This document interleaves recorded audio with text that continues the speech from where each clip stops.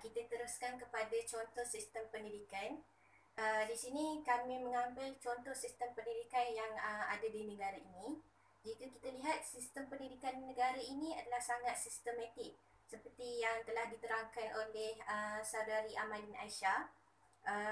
Sistem pendidikan negara ini boleh dikatakan seimbang kerana mengambil sistem pendidikan negara ini mengambil keseluruhan aspek yang kita boleh lihat daripada melalui falsafah pendidikan kebangsaan yang menyatakan hasrat KPM untuk menjadikan sistem pendidikan di negara ini adalah seimbang dari segi jeris, iaitu jasmani, intelek, emosi, rohani dan sosial. Okey. Tetapi untuk pembentangan kami ingin fokuskan contoh sistem pendidikan yang ada di negara ini kepada pendidikan Islam. Kerana pendidikan Islam di Malaysia ni boleh dilihat sebagai satu sistem pendidikan dalam agama Islam lah. Jadi jika dilihat sistem pendidikan Islam di negara ini terdapat dua bentuk, iaitu formal dan tidak formal. Jadi kita lihat pada slide yang seterusnya.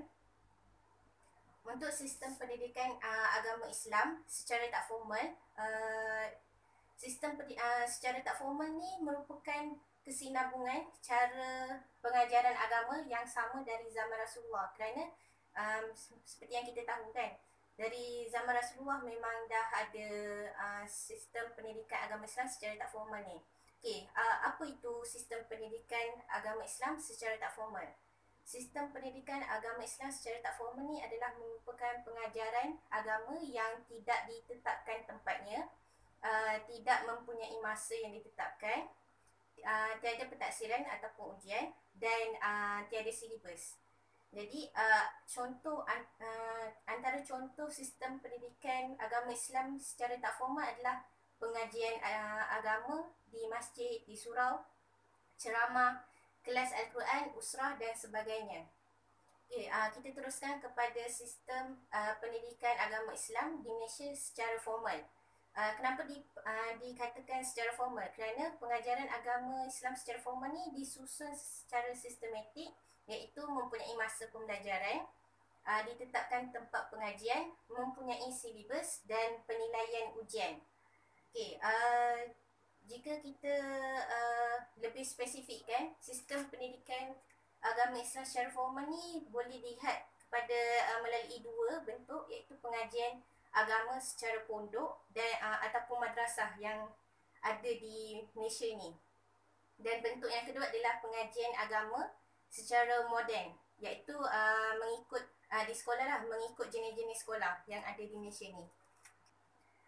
Untuk pengajian agama secara pondok ataupun madrasah ni telah dilakukan dari sejak sebelum zaman kemerdekaan lagi, semasa penjajahan British kan.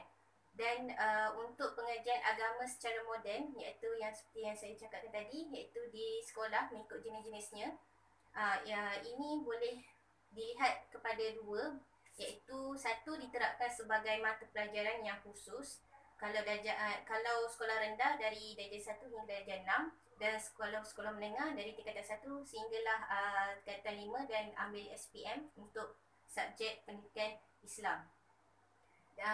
Dan yang kedua adalah itu diterapkan sebagai satu mata pelajaran, dan yang kedua ni adalah sebagai pendidikan agama Islam ni dijadikan satu kurikulum di sekolah tu, di mana dia dilakukan di sekolah-sekolah agama yang terdapat di Malaysia ni. Contoh-contoh sekolah agamanya adalah mengikut jenis, ada pelbagai jenis.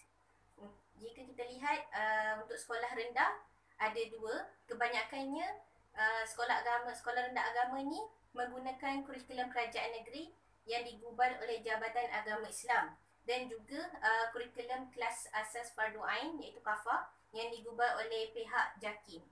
Terdapat juga sekolah rendah agama yang menggabungkan kurikulum KSSR dan juga kurikulum negeri.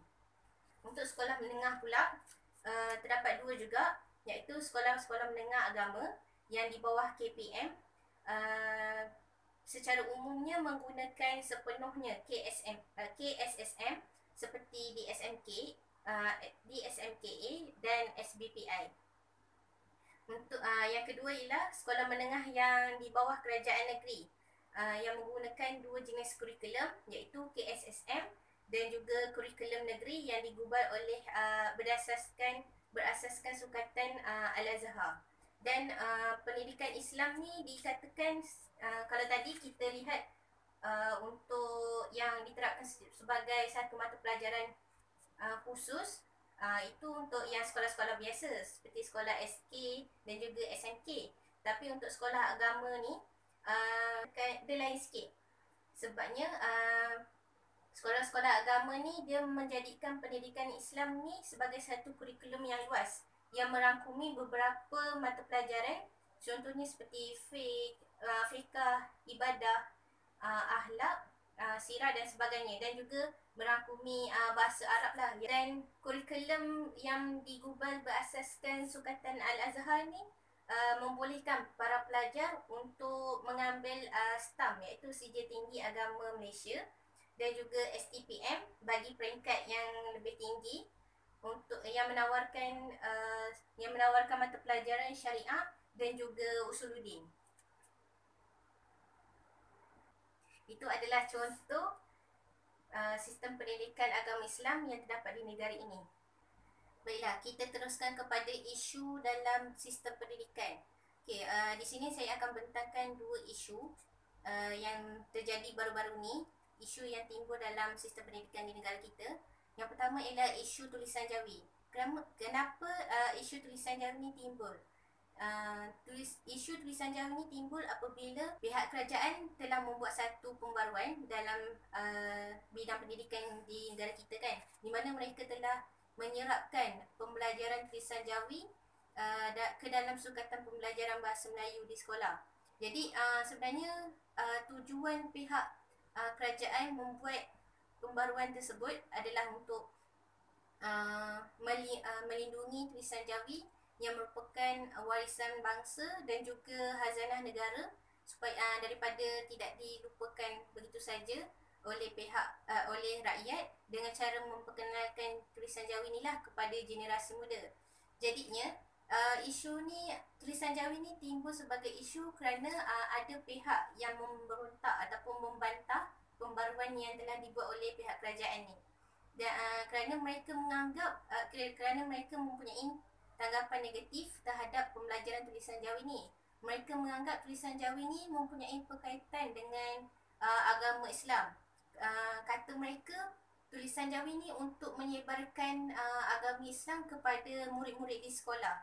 Jadinya hal ini menjadikan impak negatif lah bukan saja kepada sistem pendidikan negara, malah kepada seluruh negara ni, kerana membawa kepada isu perkauman.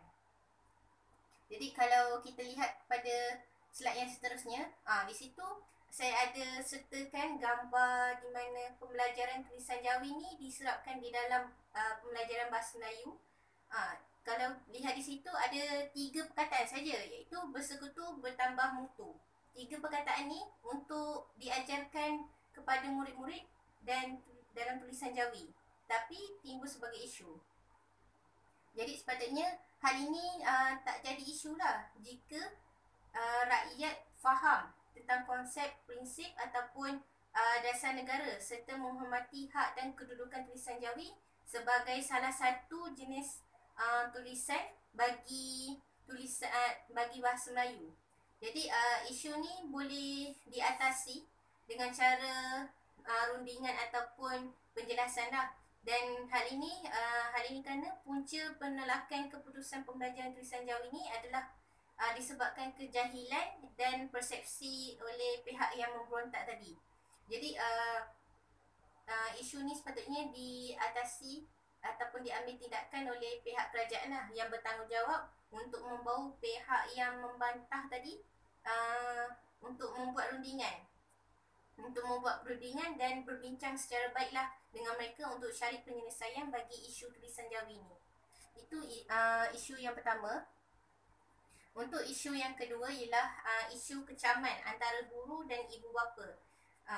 Saya rasa semua tahu bahawa baru-baru ni juga timbul satu isu kecaman kepada guru apabila seorang ibu pelajar yang bertindak memalukan guru, iaitu ustazah kan, dengan cara meminta guru tersebut merangkak di dalam kelas, dan hal ini menjadi tular di media sosial. Selepas ni kita akan lihat rakaman video tersebut.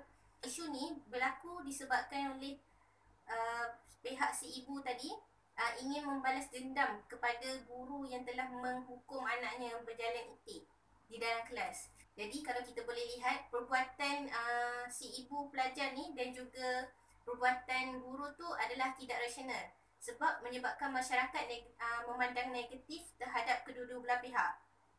Dalam isu ni, kedua-dua pihak adalah bersalah sebab ibu pelajar terlalu memanjakan anaknya dan bertindak secara tidak rasional kepada guru tersebut. Dan guru tersebut juga dianggap bersalah kerana hal ini kerana beliau telah mengikut saja arahan yang diberikan oleh ibu pelajar tersebut untuk merangkak di dalam kelas. Okey, ini saya ada sertakan video tentang isu kecaman pada guru dan juga ibu pelajar. Jadi anda boleh lihatlah, boleh tonton video ni.